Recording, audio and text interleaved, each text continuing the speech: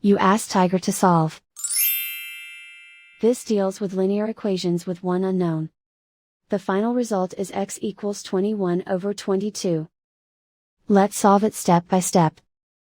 Simplify the expression. Expand the parentheses.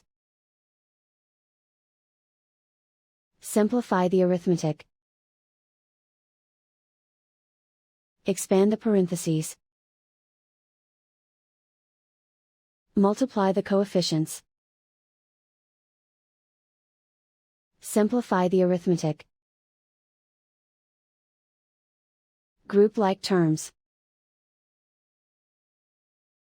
Simplify the arithmetic.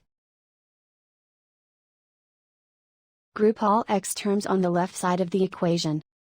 Add 20x to both sides. Group like terms. Simplify the arithmetic. Group like terms. Simplify the arithmetic. Group all constants on the right side of the equation. Add 18 to both sides. Simplify the arithmetic.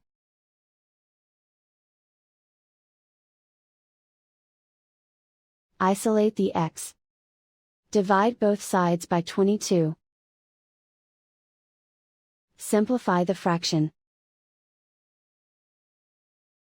And so the final result is x equals 21 over 22.